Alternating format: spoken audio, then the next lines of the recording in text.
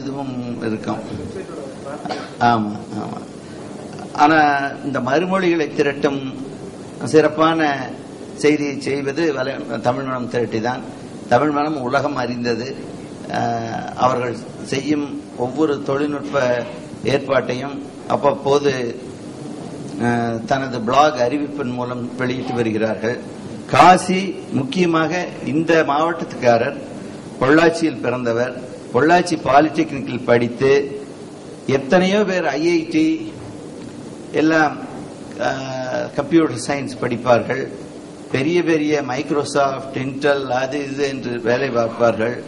ID boom இருக்கும்போது பல million டாலர்களுக்கு ஸ்டாக் ஆப்ஷன்ஸ் செய்திருப்பார்கள். இவர் இயந்திரவியல் பொறியாளர், மெக்கானிக்கல் என்ஜினியர், கோவையிலே ரூட்ஸ் கம்பெனியிலும் அதற்கு முன்னர் எவரெஸ்ட் இன்ஜினியரிங்கிலும் வேலை பார்த்து பிறகு டாடா கன்சல்டன்சி சர்வீசஸ் மூலமாக ராச்செஸ்டர் நயகரா நீர்வீழ்ச்சி, நயகரா அருவிக்கு அருகே வந்திருக்கிற போது அவரது கை துரு துரு என்று இருந்தபடியால் பிறகு PHP, ஜாவா போன்ற கோடுகளினால எழுதப்பட்டது தமிழ் மனம் திரட்டி. சுமார் 100 வலைப்பதிவுகள் இருந்தது. இன்று சுமார் 9000 வலைப்பதிவுகளை தொட்டிருக்கிறது. ஏற்கனவே சொன்னது போல ஒரு நாளைக்கு 350 இடுகைகள், 3500 காமெண்ட்ஸை திரட்டி தனது பணியை செவ்வனே செய்து வருகிறது. இவர் அடுத்த அதே தொழில்நுட்பத்தை அடுத்த நிலைக்கு எடுத்து செல்பவர் தமிழ் சசி என்பவர். அவரது வலைப்பதிவை நீங்கள் படித்திருக்கலாம்.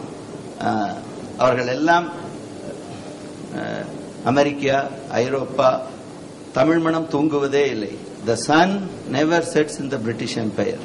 The same thing. Tamil Manam never sees any sunset. But there could be new technologies, new team can always improve Tamil Manam. நீங்கள் உங்களுக்கு தமிழ் மனத்தை எப்படி மாற்றணும், என்ன வசதிகளை ஏற்படுத்தணும் என்று எழுதினால் காசியோ சசியோ மற்றும் அறிந்தவர்களோ, அருப்புக்கோட்டை பாலு என்பவர் இருக்கிறார், ரமணீதரன் கந்தையா இருக்கிறார், சுந்தர வடிவேல் இருக்கிறார், செல்வராஜ் போன்றவர்களால் உங்களுக்கு வேண்டிய வசதிகளை செய்து தர இயலும். இப்பொழுது காசி ஆறுமுகத்தை நானே பேசிக் கொண்டிராது, காசி ஆறுமுகம் என்ன டெக்னிக்கலாக செய்தார் என்று சொல்ல அவரை மேடைக்கு வர அழைக்கிறேன். அவரது பேச்சை நான் கேட்டதில்லை, கேட்க காத்திருக்கிறேன். நன்றி, வணக்கம். நன்றி நண்பர் கணேசன் அவர்களே. அரங்கத்தில் இருக்கும் அனைவருக்கும் என்னுடைய வணக்கம். இந்த வாய்ப்புக்கு உத்தமத்துக்கும் தமிழ் செம்மொழி மாநாட்டை நடத்தி கொண்டிருக்கும் தமிழக அரசுக்கும் என்னுடைய நன்றிகள். சத்தமா பேசணுமா? ஓகே, மைக் கொஞ்சம் தூரமா இருந்து நினைக்கிறேன். இப்ப நல்லா கேக்குதா? சரி, ஓகே. அதிகமா பேசி மேடையில பேசி பழக்கம் இல்லை. தினமும் அலுவலகத்துல ஒரு 5 பேர் 10 பேர் கூடி கான்பரன்ஸ் ரூம் சொல்ற இடத்துல பேசிக்கிட்டே தான் இருப்போம். ஆனாலும் இந்த ஒருத்தர் பேசி பலர் கேட்கிற மாதிரியான பேச்சுக்கள் ரொம்ப அதிகமா பேசுனது இல்லை. அதனால கொஞ்சம் தடுமாற்றம் இருக்கலாம். இந்த அறிமுகம் நான் இதை தயார் பண்ணியிருந்தேன், அது கணேசன் ஐயா பார்த்தாரா தெரியாது. ஆனா ஏற்கனவே கிட்டத்தட்ட அதை தான் அவரு சொல்லியிருந்தார். அதனால அதை நான் திருப்பி அதிகமாக சொல்ல வேண்டியதில்லை. இந்த உரை நான் ஒரு 20-25 ஸ்லைட் வர மாதிரியான ஒரு உரையை தயாரிச்சிருக்கேன். இதை ஏற்கனவே நம்ம ஒரு உரையாக இதுல பதிப்பிக்கிறதுக்காக இந்த கருத்தரங்கினுடைய பிரதியில் பதிப்பிப்பதற்காக ஏற்கனவே கொடுத்திருக்கிறோம். அதுல இருந்து முக்கியமான சில தகவல்களை மட்டும் நான் இதுல சேமிச்சிருக்கேன். அதை விட அதுல பெரும்பாலும் உரையாக இருக்கும், டெக்ஸ்டா இருக்கும். இதுல நிறைய விஷுவல்ஸ் நம்ம காண்பதற்கான காட்சிகளோட சேர்த்து போட்டிருக்கனால இது நேரடியாக பார்ப்பதற்கும் பேசுவதற்கும் இது எளிமையாக புரியக்கூடியது. ஆனால் இது உத்தமம் என்ற இதுவரை நாங்கள் நிறைய இடங்கள்ல அட்லீஸ்ட் ஒரு 5 இடத்துலயாவது நான் இந்த வலைப்பதிவுகளை பத்தி சில என்னால முடிஞ்சதை அறிமுகப்படுத்தி பேசியிருக்கிறேன்.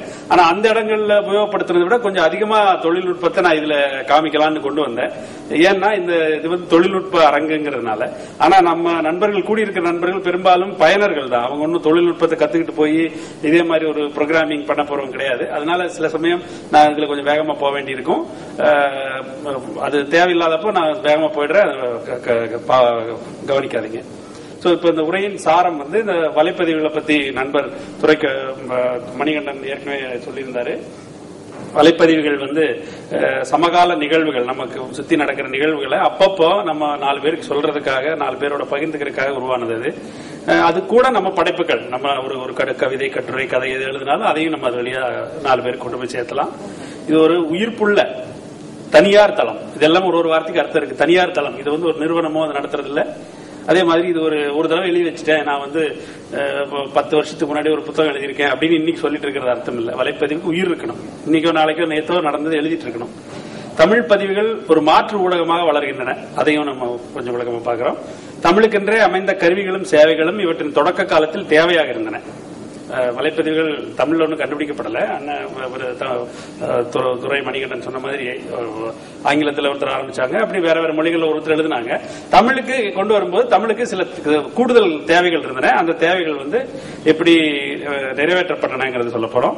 வலைப்பதிவு திரட்டிகளின் தேவை, அந்த திரட்டிகள் என்ன நுட்பத்தில் இயங்கினா என்ன பண்ணின, வலைப்பதிவு திரட்டிகள் உருவாக்கின புதுமைகள் என்ன. திரட்டிகள் பொதுவா சொல்றதா கூட முக்கியமா தமிழ் மனத்தை பத்தி தான் நான் அதிகமா சொல்லியிருப்பேன். ஏன்னா முதல் 2 வருடம் தமிழ் வலைப்பதிவுகள்ல ஒரே மையமாக தமிழ் மனம் மட்டும்தான் இருந்தது. நான் தனிப்பட்ட முறையில் அதுல பங்கெடுத்தனால எனக்கு இன்னும் கொஞ்சம் ஆழமா தெரியுங்கனால அதை பத்தி மட்டும் சொல்லியிருப்பேன். பின்னாடி வந்து நிறைய திரட்டிகள் வந்திருக்கு. நிறைய திரட்டிகள்ல பெரும்பாலும் எல்லா வசதிகளுமே இப்ப வந்திருக்கு. கருவிகளோடும் திரட்டிகளோடும் யூனிகோடு குறியேற்றம், அது வந்து இந்த வலைப்பதிவுகளுடைய வளர்ச்சிக்கு ரொம்ப முக்கியமான காரணி. அதை பத்தியும் சொல்ல போறோம். இவ்வளர்ச்சிக்கு நிறைய தனிப்பட்ட மனிதர்கள், ஒரு சிறு குழுக்கள் நிறைய இதுல பங்களிச்சிருக்காங்க.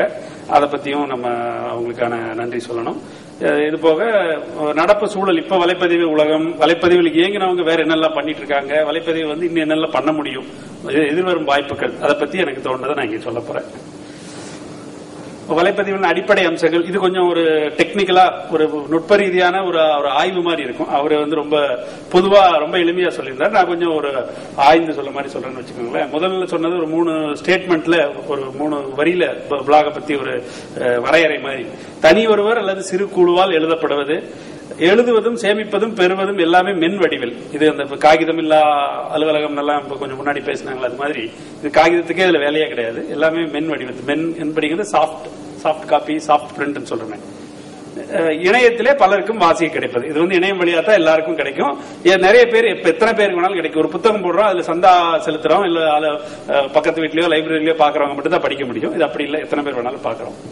இதுக்கு வெப்சைட் நிறைய இடங்கள்ல நம்ம போய் பாக்குறோம். ஒரு ரயில்வே வெப்சைட் இருக்கு, இல்ல ஒரு கம்பெனி வெப்சைட் இருக்கு, ஆனந்த விகடன் வெப்சைட் இருக்கு, ஏதோ வெப்சைட் சொல்றோம். இணையதளம் தமிழ்ல அழகா சொல்றோம்.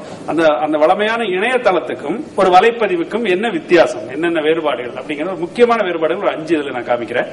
இற்றைப்பாடுங்கிற வார்த்தை சிலருக்கு புதுசா இருக்கு. நம்ம பழக வந்துடும். இதுல இந்த வலைப்பதிவுகள் வந்ததுக்கு அப்புறம் பாத்தீங்கன்னா தமிழ்ல கலைச்சொற்கள் புதுசா நிறைய உருவாக்கி இருக்கிறோம். எல்லாம் பழகிருச்சு. எல்லாம் பழகி எல்லாரும் இன்னைக்கு எல்லாரும் உபயோகப்படுத்துறோம். வந்தப்போ இன்னும் இப்படிலாம் சொல்றாங்க. நிறைய வலைப்பதிவு எழுதக்கூடிய நல்லா படித்தவர்களே வந்து வலைப்பதிவுன்னு சொல்றதுக்கு அவங்களுக்கு கூச்சம். பிளாக் தான் சொல்லுவாங்க. வலைப்பதிவுங்கிற வார்த்தை உபயோகப்படுத்த மாட்டாங்க. வலைப்பதிவு ரெண்டுமே உபயோகப்படுத்துறோம். முக்கியமா இந்த இலக்கியம், கலை, அந்த பார்வையில் இருக்கிறவங்க வலைப்புங்கிறத அதிகமாக உபயோகப்படுத்துவாங்க. தொழில்நுட்பம், சமூகம் இந்த பக்கம் இருக்கிறவங்க வலைப்பதிவுங்கிறது அதிகமாக உபயோகப்படுத்துறாங்க. ரெண்டுமே ஏற்றுக்கொள்ளப்பட்ட வார்த்தைகள் தான்.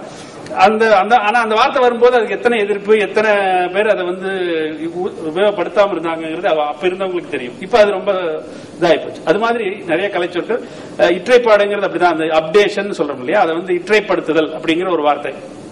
அது எல்லாருமே ஒரு கலந்து ஆலோசித்துனாங்கல்ல. நான் ஒரு நண்பர்கள் அப்போ தமிழ் blogs.yahoo.com ஒரு குரூப் இருக்கும்.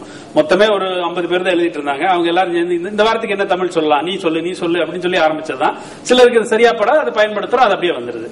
இப்ப பாத்தீங்கன்னா வளமையான இணையதளத்துல அடிக்கடி நிகழாது. ஒரு செய்தித்தாளா இருந்தா ஒரு நாளைக்கு ஒரு முறை நிகழலாம், ஒரு வார இதழா இருந்தா ஒரு வாரத்துக்கு ஒரு முறை நிகழலாம்.